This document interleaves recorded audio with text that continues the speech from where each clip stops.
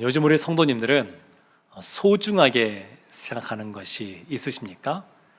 한때 소확행이라는 말이 유행을 했었는데, 소소하지만 작지만 확실하게 우리에게 행복감을 줄 수 있는 그러한 것.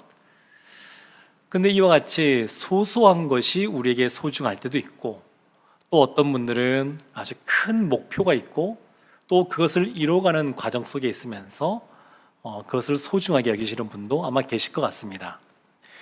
삶의 목표와 관련하여서 어떤 목사님이 사람을 세 부류로 이렇게 구분했습니다. 첫 번째 부류의 사람은 삶의 목표가 없는 사람입니다. 그냥 그저 그렇게 살아가는 겁니다. 한 해 한 해 나이가 들어가는 겁니다. 그래서 어느 순간 이렇게 살다 보게 되면 인생이 허무하다, 그렇게 생각하는 허무주의에 빠지는 그러한 사람이 한 부류가 있고, 또 한 부류의 사람은 세상적인 목표를 가지고 또 살아가는 사람들입니다. 이런 사람들은 유물론적인 그러한 사람들이라고 말할 수 있습니다. 또 한 부류의 사람들이 있는데, 그들은 하나님의 부르심, 소명을 받고 하나님이 주신 그러한 사명, 그것을 갖고 살아가는 사람들입니다. 이런 사람들은 그냥 단순히 종교인이라고 말하지 않고 신앙인이라고 말하는 사람들입니다. 근데 이와 같이 삶의 목표가 분명한 사람은 거기에 따른 그러한 행동, 태도를 보이기 마련입니다. 요즘 대통령 선거가 얼마 남지 않아서 또 그 자리가 중요하니까 뉴스에 이곳저곳에서 대통령 후보들이 이제 많이 등장하게 되는데, 그분들 보면 하나같이 권력 의지가 대단한 사람들입니다. 목표가 분명합니다.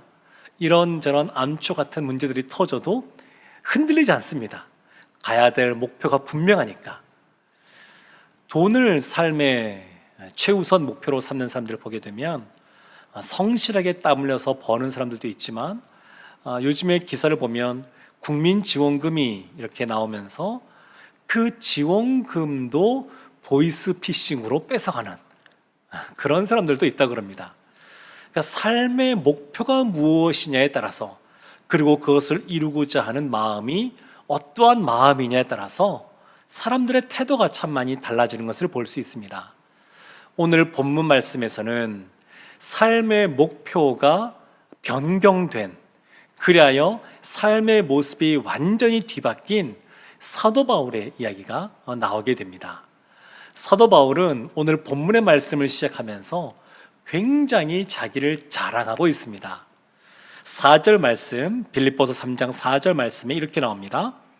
그러나 나도 육체를 신뢰할 만하며 만일 누구든지 다른 이가 육체를 신뢰할 것이 있는 줄로 생각하면 나는 더욱 그러하리니. 사도 바울이 나도 육체를 신뢰할 만하다, 이렇게 말하는데, 이 육체는 단순히 이 몸이 좋다, 건강하다, 이런 의미가 아닙니다. 이 바로 앞에 보면 예수 그리스도의 복음만으로는 충분하지 않고 몸에 할례를 받아야 된다, 율법을 지켜야 된다, 그런 것이 필요하다라고 말하는 율법주의자들이 있었는데, 그들에게 하는 말입니다. 나도 너희들이 지키는 그러한 율법, 할례, 이것과 관련하여서 신뢰할 만한 사람이다, 아니 오히려 더한 사람이다, 이렇게 말을 합니다. 그러면서 자기의 자랑거리를 빌립보서 3장 5절에서 이렇게 말합니다.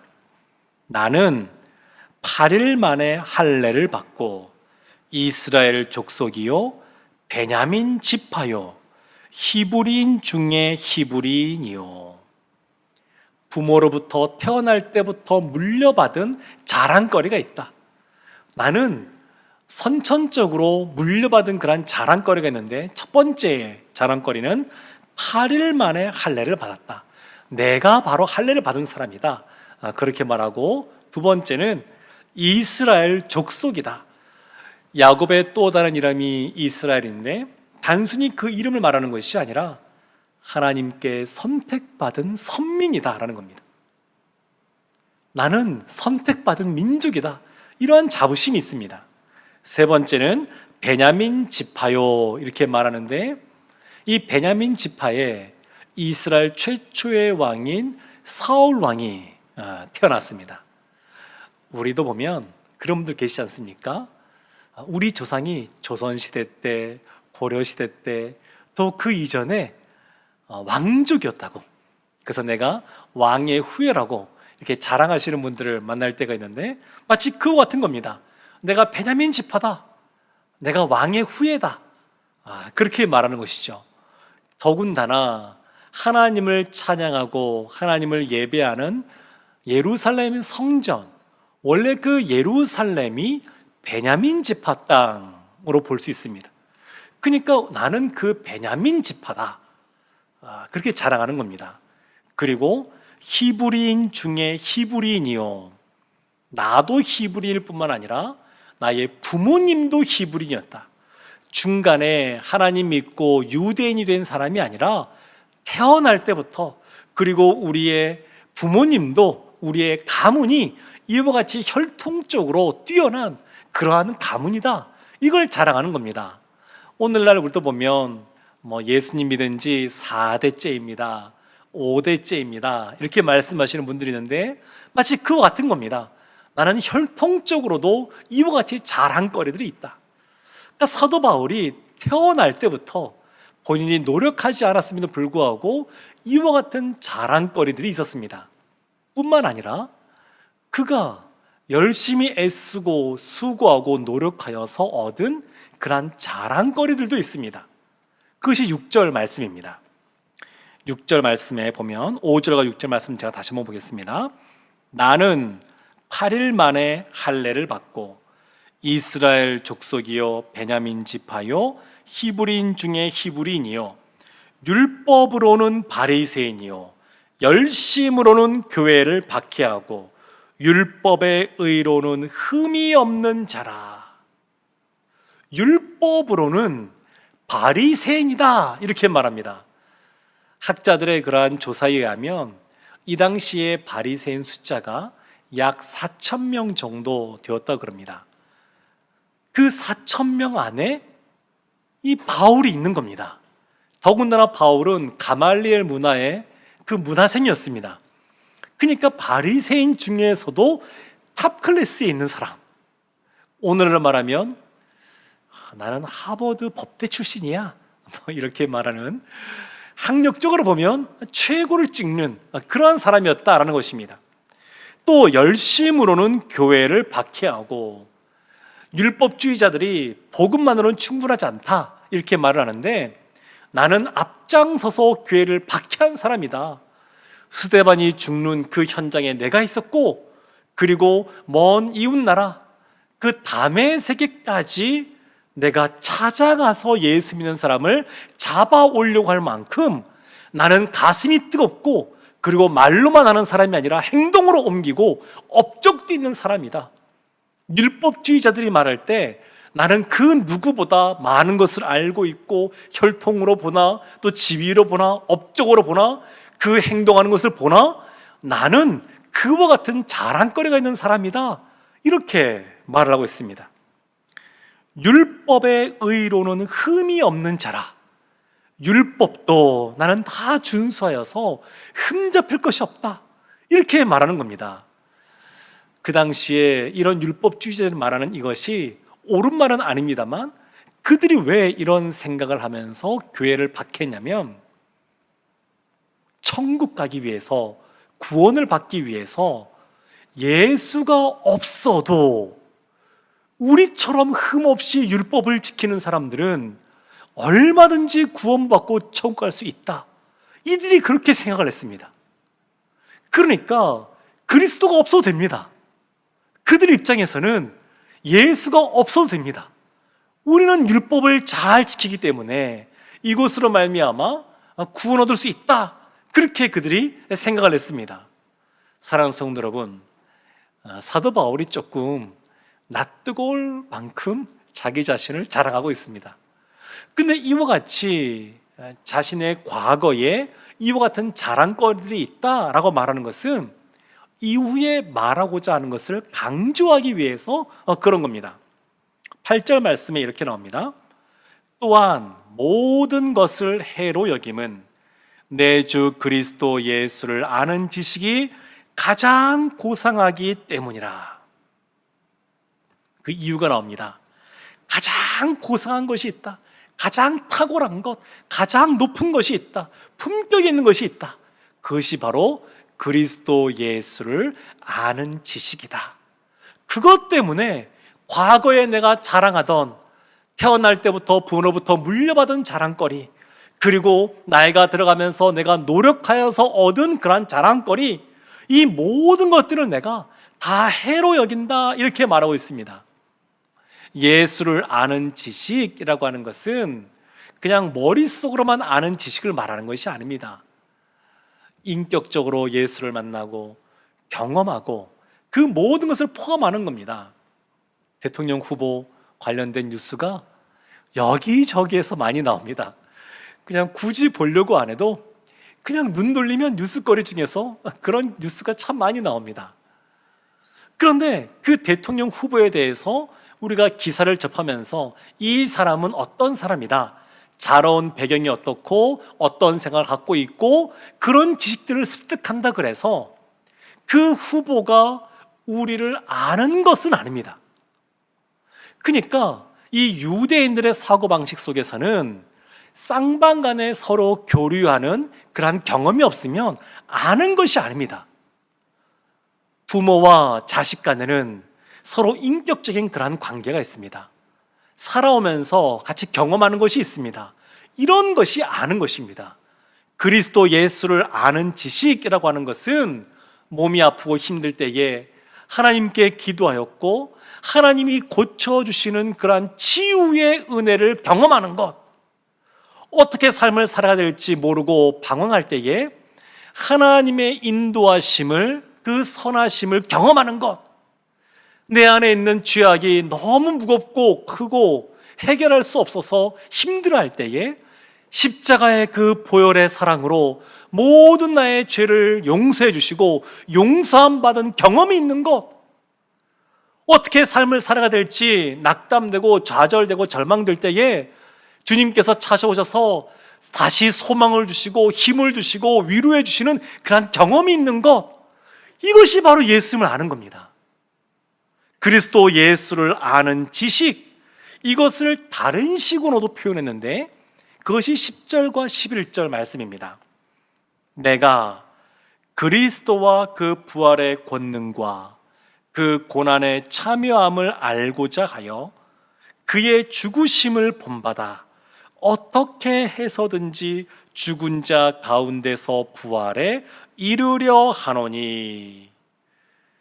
몇 가지를 말하고 있는데 그리스도와 그 부활의 권능, 그 고난의 참여함을 알고자, 또 두 번째는 그의 죽으심을 본받아, 세 번째는 죽은 자 가운데서 부활함에 이르기를.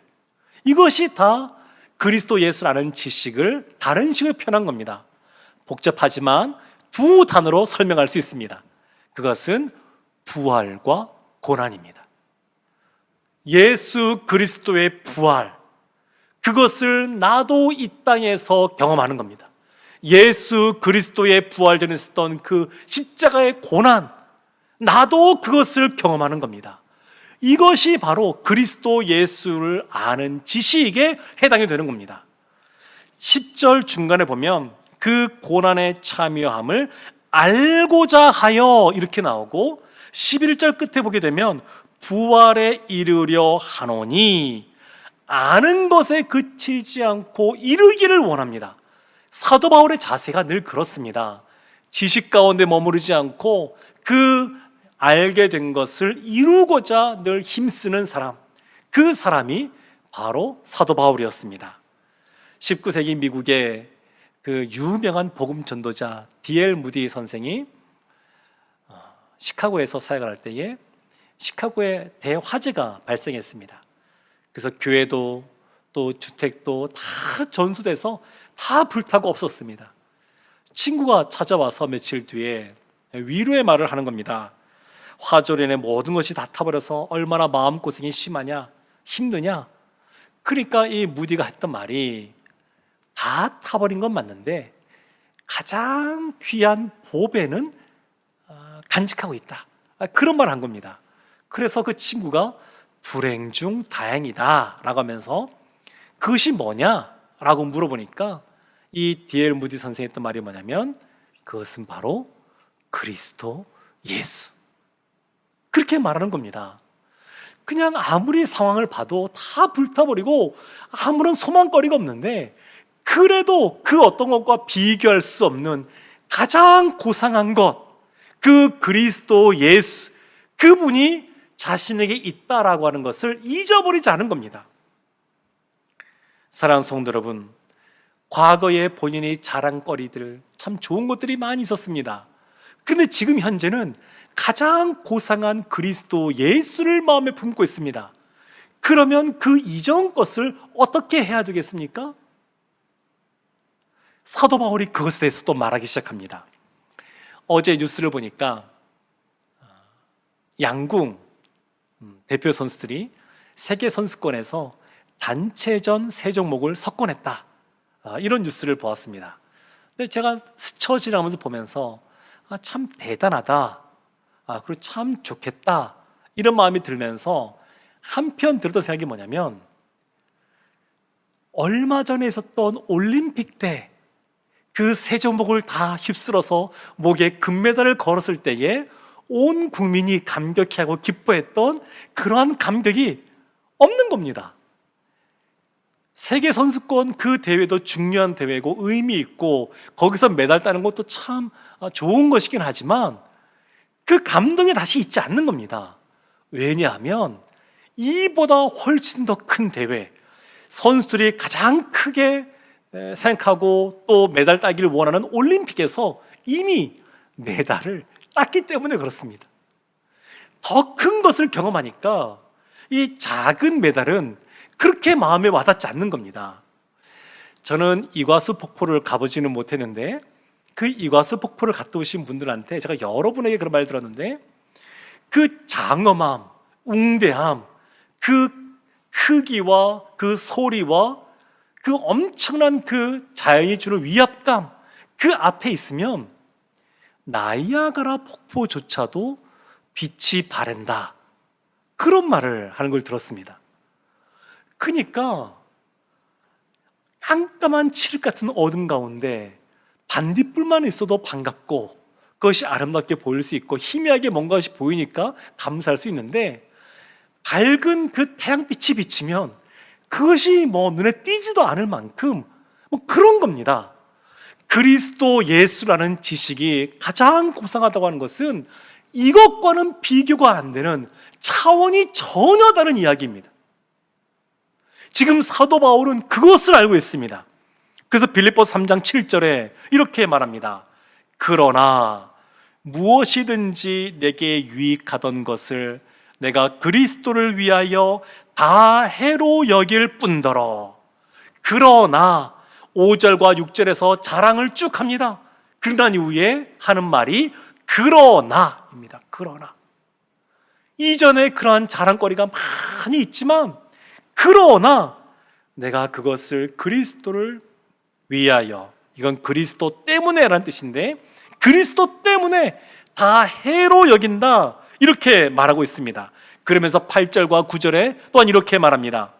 또한 모든 것을 해로 여김은 내 주 그리스도 예수를 아는 지식이 가장 고상하기 때문이라. 내가 그를 위하여 모든 것을 잃어버리고 배설물로 여김은 그리스도를 얻고 그 안에서 발견되려 함이니 내가 가진 의는 율법에서 난 것이 아니요 오직 그리스도를 믿음으로 말미암은 것이니 곧 믿음으로 하나님께로부터 난 의라. 우리가 잘 아는 유명한 구절 나옵니다. 모든 것을 배설물로 여긴다. 해로 여길 뿐만 아니라 쓰레기처럼 여기는 배설물로 여긴다. 버리고 다시 뒤돌아보지 않는 배설물로 여긴다, 이렇게 말하고 있습니다. 그런데 이 다음에 또 중요한 표현이 나옵니다. 8절 맨 끝에 보면 이런 단어가 나옵니다. 그리스도를 얻고. 그리스도를 얻고. 왜 과거의 그 자랑거리들을 다 배설물로 여기느냐? 그 이유가 있습니다. 그리스도를 얻기 위해서 그렇습니다. 그리스도를 얻기 위해서 세상의 자랑거리들을 다 버려두는 겁니다. 그래서 9절 앞부분에 이렇게 나오는 겁니다. 그 안에서 발견되려 하매니, 마치 밭에 감추인 보화가 드러나는 것처럼 주님 안에서 그와 같이 가장 고상한 것이 드러나기를 원하는 그런 마음이 이 바울에게 있습니다. 7절 끝부분에 다 해로 여길 뿐더러 과거에 여겼다는 것이고요, 8절 앞부분에 또한 모든 것을 해로 여김은 지금도 그렇게 여긴다는 겁니다. 과거의 자랑거리들을 과거에 이미 배설물로 여겼습니다. 그리고 지금도 여전히 마찬가지로 그것을 붙잡지 않습니다. 사도 바울이 그 모든 것을 다 버려두는 겁니다. 한국 교회 초기에 세례를 받기 위해서 행했던 것, 당연히 예수를 믿어야 세례받지만 술을 끊어야 됐고, 담배를 피우지 말아야 됐고, 첩이 있는 사람은 첩을 정리해야만 됐었습니다. 그전에는 술 많이 마시는 것이 자랑이 될 수도 있었고, 첩이 있는 것이 자랑일 수도 있었지만, 그 모든 것들을 정리해야지만 세례를 주곤 했었습니다. 왜냐하면 그리스도 예수를 아는 지식, 그것이 가장 고상하기 때문에 다른 것들을 해로 여기는 겁니다. 그와 같이 술을 마시고 담배를 피우고 또 첩을 두는 것이 결코 그 사람의 신앙에서 도움이 안 되고 해가 된다라고 하는 것을 인정했기 때문에 그와 같이 행한 것입니다. 그러면 우리가 이전에 자랑거로 삼았던 것, 내가 애쓰고 수고하여 세상 가운데 쌓아온 이런 모든 업적들 다 버려야 되는 것일까요? 너무 극단적으로 생각할 필요는 없습니다. 사도 바울이 말하는 것은 뭐냐면, 우리의 삶의 목표, 목적, 우리가 무엇을 위해 살아가느냐라고 했을 때에 이 세상의 자랑거리들이 그 목적이 되어서는 안 된다라는 것입니다. 세상의 권력, 부귀, 영화, 이것이 우리의 삶의 목적이 되어서는 안 되고, 우리의 삶의 목적은 가장 고상한 것이 되어야 되고, 이 세상적인 것들은 그것을 이루어가는 수단으로 쓰여져야 됩니다. 사도 바울이 태어날 때부터 히브리인이었지만 로마의 시민권자였습니다. 돈 주고 산 것이 아니라 태어날 때부터 로마의 시민권이 있었습니다. 그러면 부활하신 예수를 만난 이후에 이 시민권을 버렸느냐? 아니요, 그렇지 않습니다. 고린도서를 보게 되면 이 시민권자를 가지고 시민권자인 걸 통하여서 복음을 전도하는 그러한 통로로, 수단으로 이것을 사용하는 것을 볼 수 있고, 지금 빌립보서를 쓰고 있는 이 로마의 감옥도 시민권자이기 때문에 로마의 황제에게 재판을 받을 수가 있는 겁니다. 그러니까 그리스도를 얻기 위하여, 그 안에서 보물을 발견하기 위하여 세상적인 것들을 배설물로 여기며 살아가지만, 그것들을 완전히 떠나보내고 살아가는 것이 아니라 그것을 우리가 주신 사명, 주님이 주신 그러한 소명 갖고 그것을 이루어가는 수단으로 사용하는 것을 볼 수가 있습니다. 사랑하는 성도 여러분, 아주 자랑스럽게 여기고 사랑스럽게 여겼던 것인데 무의미하게 느껴지고 무가치하게 느껴지는 그런 경험을 해보신 적이 있으십니까? 나이가 있으신 우리 어르신들을 만나게 되면 간혹 그런 말씀하실 때가 있습니다. 목사님, 자녀를 키워놓고 보니까 다 소용없어요. 그런 이야기를 하실 때가 있습니다. 그냥 애지중지하면서 뱃속에서부터 시작하여서 그냥 갓난아기 때, 또 학교 들어가면 학교 들어가는 대로, 또 크면 또 시집장가 보내고 진짜 많은 애를 쓰는데 돌이켜보니까 무의미하게 다가오는 그러한 때가 있을 수 있습니다. 그런데 가장 인생에서 치명적인 그러한 순간에 이러한 것이 극대화되어서 나타나게 될 겁니다. 인생에서 언제 가장 치명적이고 위험할 때일 것 같습니까? 우리가 죽음을 맞이하는 그 순간일 겁니다. 그 순간이 되면 절대자이신 하나님 앞에 우리가 서게 됩니다. 심판자이신 하나님 앞에 서게 됩니다. 그때는 모든 것이 다 드러나게 됩니다. 하나님이 물어보실 때에 너는 이 땅에 살 때에 무엇을 했느냐 물어보실 때에 무엇을 말하겠습니까? 사도 바울이 2000년 전에 그 율법주의자들과 이야기하면서 우리의 자랑거리, 우리가 이스라엘 족속이요, 베냐민 지파요, 히브리인 중에 히브리인이요, 또 바리새인이요, 율법에 흠이 없는 자요, 이런 것들을 자랑거리 삼았는데 2000년이 지난 오늘날 우리에게 이러한 것들이 지금도 계속해서 자랑거리로 남아 있습니까? 아니요, 그렇지 않습니다. 상관없는 이야기입니다. 우리가 이스라엘 족속 아니어도 괜찮고 베냐민 지파 아니어도 괜찮고 바리새인 아니어도 괜찮습니다. 왜 그럴까요?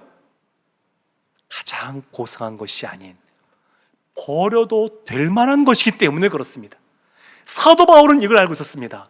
그러니까 그것을 버린 겁니다. 그 당시에 사도 바울이 이미 그걸 깨달은 겁니다.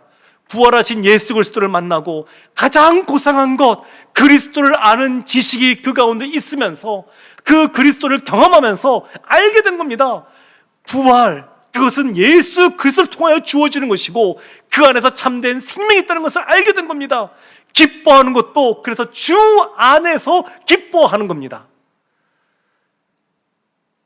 초기 기독교 그때에 모든 성도들에게 귀감이 되는 신앙생활은 저렇게 해야 돼 라고 하는 모범이 되는 사람들이 순교자들이었습니다. 사도들, 또 그 교회를 책임지는 장로들, 그들이 늘 신앙의 모범이 되었습니다. 그 이후에는 수도사들이었습니다. 광야에서 모든 걸 버려두고 오직 하나님 앞에만 머물고자 했던 그 사람들.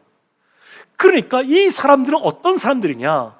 순교자, 수도자, 이런 사람들은 가장 고귀한 것, 가장 고상한 것, 그리스도 예수를 아는 지식, 그것을 소유하고자 그 모든 것을 버려두고 살아간 사람들입니다. 사랑하는 성도 여러분, 영원한 것을 취하기 위하여 영원하지 않는 것을 버리는 것은 지혜로운 겁니다. 사도 바울은 가장 소중한 것이 무엇인지 생각하고 인생의 목표가 무엇인지 분명히 했던 사람입니다. 신자는, 성도는 그래서 이와 같은 신앙관, 세계관이 분명한 사람들입니다. 우리에게 가장 중요한 것은 그리스도 예수를 아는 지식입니다. 그 예수 그리스도를 경험하는 겁니다. 그 주님과 함께 동행하는 삶을 살아감으로 주님이 주시는 참된 은혜를 받아 누리는 우리 모든 성도들 되시기를 주님의 이름으로 축원합니다. 아멘.